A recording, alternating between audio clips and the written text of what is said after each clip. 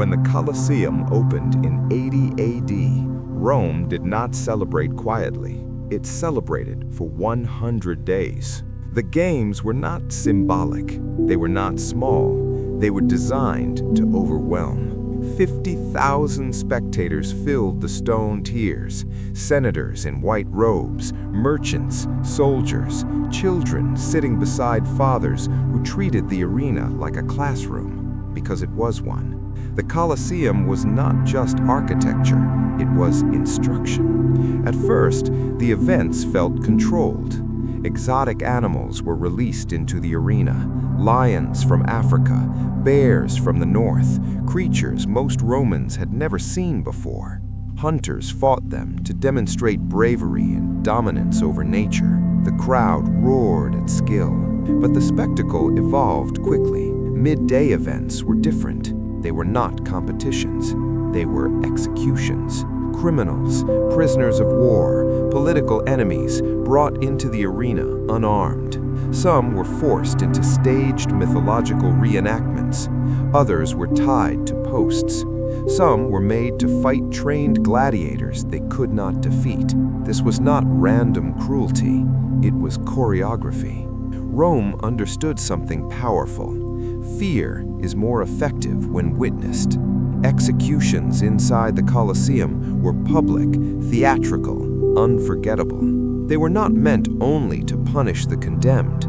They were meant to instruct the living. Obey, conform, submit, because this is what happens otherwise.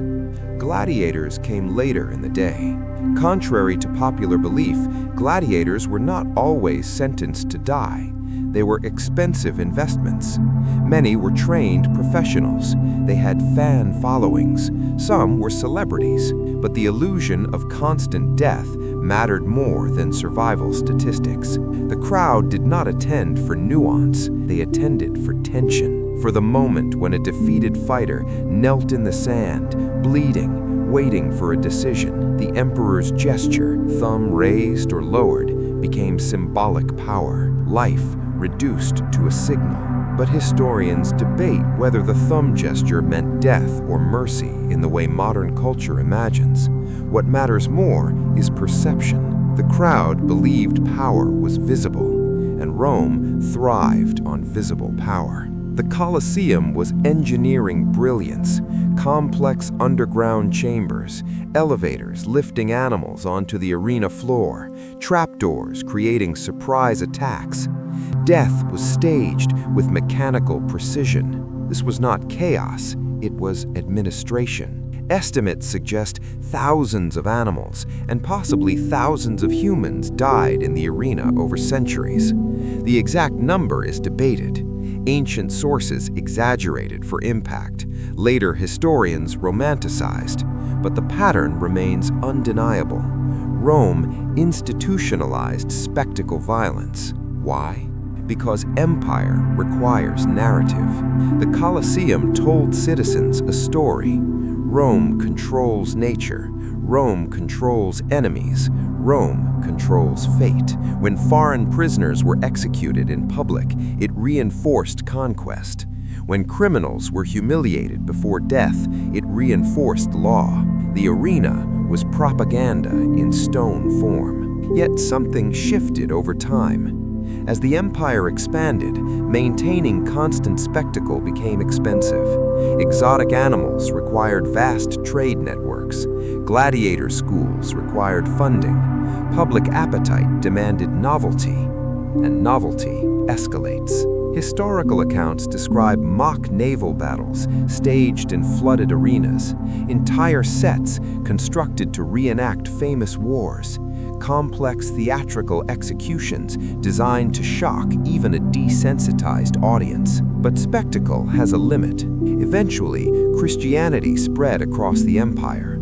Public attitudes toward violence shifted. Economic strain weakened centralized power.